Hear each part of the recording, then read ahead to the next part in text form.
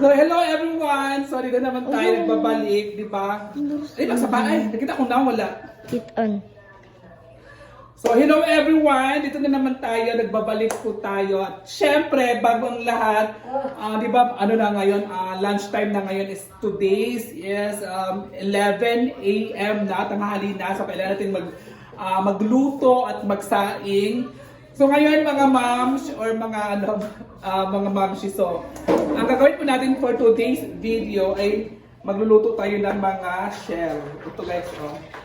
Ito yung lulutuin natin, oh. Pakita mo ate. Like crab. So ito yung mga shell na ating lulutuin, oh, di ba? Kasi sayang din kasi siya, so may ano din, may ano pangalan ng crabs na ito. So ito ay sabunbon, oh. So doon muna natin, pakita mo muna ako doon ate. So ngayon mga mamshi, ang gagawin po natin ay maglinis muna tayo. So babrushan ko siya para matanggal yung mga itim-itim niya, para yung sabaw nito ay maputi, hindi maputi. Kasi pag hindi mo talaga siya lilinisan to, ang sabaw nito ay ang sabaw nito? Maputi ang sabaw nito. So kailangan nating brushan. Ito namang brush ay toothbrush ko ang ginamit ko. Toothbrush ko ang ginamit ko. So sayang din kasi ito, itatapon na lang natin. So hindi tayo mag-aksaya or magsayang ng mga ulam like ganito. Sa iba kasi pinatapon lang to, ako kasi hindi ako nagtatapon kasi nga mga tao dito sa bahay ay hindi sila nagluluto talaga ng bonggang-bongga. So ako talaga is nag-iisip talaga ako nung lulutuin ko. So ngayon parang naman siya tatapon. So ako ang magluluto ng ulam.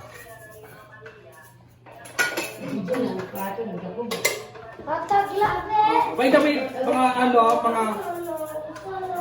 si Beshi Kazi, kung nanonood ka man ngayon, Beshi Kazi, hindi ko na-update yung mga content natin na ginagawa natin kasi nga na-busy talaga ako Beshi Kazi Lee. So gawin po natin, baka mamaya or bukas ma-update ko po ang ating mga content na gagawin. Oo. Kasi yung videographer ko ay nawala, hindi na bumalik dito si Allen, yung kausap mo. Hindi na siya bumalik dito kasi kaya ako na mahirapan ako lang ang gagawa mag-content kasi wala namang magbibideo sa akin. So, yun kasi si Allen kasi wala siya so busy din siya. Siguro busy din siya, hindi siya nagpapakita na sa akin. Kaya ako na lang muna ito lang muna yung gagawin ko, sa bahay lang. Ito mga shell na to ay klase-klase itong mga shell na ating anuhin. At by the way mga ma'am, baka sabihin sa amin na madumi yung bahay kasi may mga plato dito. Wala po tayong tubig for today. 2 araw na po walang tubig. So mga tao ngayon ay sobrang busy kasi nga sa bomban lang sa nag-iigib ng tubig. Kasi dito sa aming barangay, marami talagang maraming mga tawag dito, mga bomba dito. Yung puso tawag sa iba. So doon na sa nagluluto. So ito, at gusto ko na pasalamatan si Gazi, thank you so much. Pasensya ka na hindi ko na-update yung mga natin, yung mga video natin, yung mga vlog natin na pinag-usapan. Kasi di pa ulit tayo videographer, ulitin ko ulit. At Tita Ma, thank you so much kay Tita Ma for the blessings kasi di ba nagbigay siya ng bigas si Tita Ma at karne. So naupos natin. Kasi niluto kahapon, nandito yung mga pinsan ko at saka tsahin ko galing sa Cebu.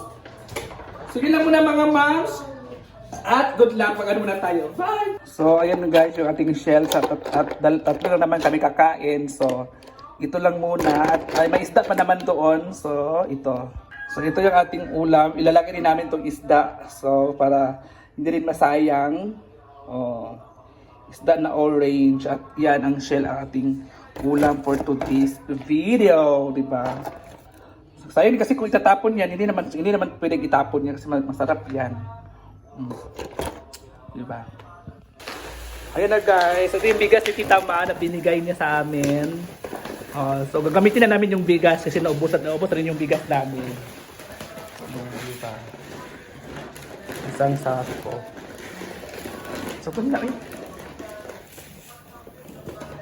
So, Tita Ma, ginamit na namin yung bigas mo, Tita Ma. Thank you so much. Nga tayo mga ma'am. So, guys, wala kasing tubig. So, maghuhugas na ako. Kasi si Mama naghahakot ng tubig. Kung ikaw naghahakot ng tubig, Ma, ipagkita na si Mama. Ayan po si Mama. Walay agat! Wala kasing tubig, guys. Parang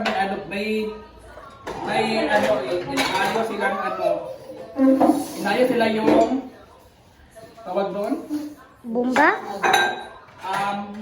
Damuyan ng tubig kasi may nasira. So ngayon, 3 araw na ngayon, ito yung tubig ko.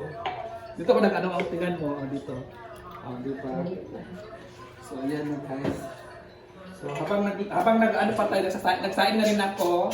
Habang nagsasaing pa tayo, so ako na rin maghugas na kasi parang napagod na si Mama kagabi pa yun si Mama nag-ikot-ikot. Hindi mapakali. So ako na maghugas. Tatlo lang kami dito sa bahay ngayon. Ay pamangkin ko, dito yung pamangkin ko.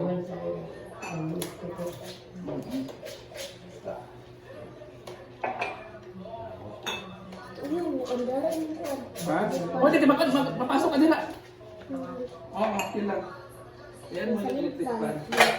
So, kailangan talaga guys, magtipid-tipid tayo ng tubig kasi wala tayong tubig talaga. Ano kami, nag-igib lang kami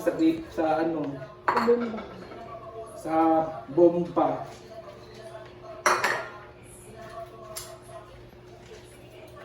At pagkatapos ito, magluto din ako ng ulam. Para kakain na rin kami. Ano ka na pag... Kaya yan lang muna mga ma'am. So, ayan lang, tandad lang talaga ilagay niyan sa kinason or sa shell. Diba? Tandad lang. Konti lang nasabaw. So ilagay na natin tong shell dito. Oh. Tandad lang nilagay ko. Wala nang iba. Oh, diba? At konting tubig lang kasi konti lang naman, 3 lang naman kami. Oh, diba? Yung isda, hindi ko na lang ilagay dito, prepituhin ko na lang para sa aking pamangkin. Takpan ko muna. Yan lang guys, lagyan lang mo siya ng asin at saka bitchin at pakuluin lang siya ng 1 minuto at luto na siya. Yan na siya guys, fresh. Diba? Hello everyone! So kain tayo guys. Ang ating ulam ay sabaw. Ito guys, pakita ko sa inyo guys. Gamit talagang sabaw. Wait, pakita ko ha. Ito yung aking ulam for today's video, ang shell. At syempre ang mangga na may ginamos na sobrang paborito ko. At syempre ang mais, diba? Yan yung ating ulam for today's video. So kakain na tayo mga moms eh. Ang bata?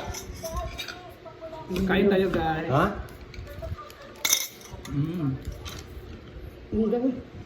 Ang bata ba? Ano man ito? Kaya na nagkakasukan. Ano man ito ka? Ako na naman sa minirito. Dara iya. Hindi na rin ba?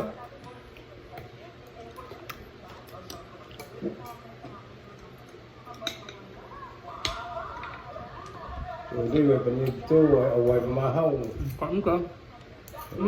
Way pa mahaw, way pa dito ni hapon. Man. Kaya nagtawag na siyang tukan. Ha? Ginamit ba?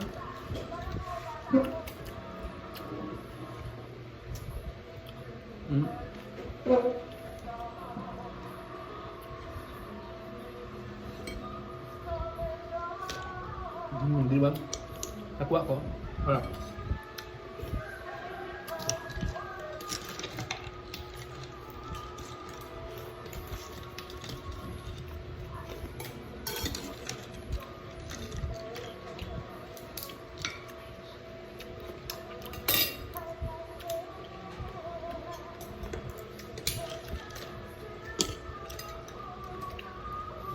Alam nila, pinirito isda at saka sabaw at saka mangga.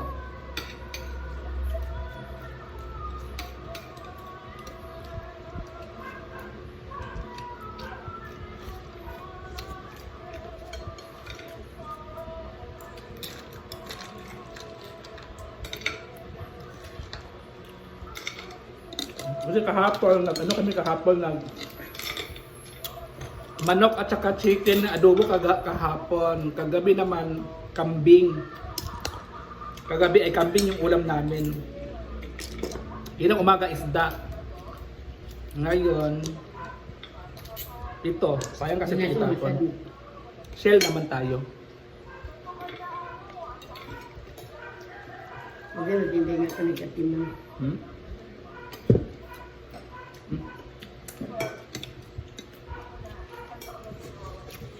Ito mo.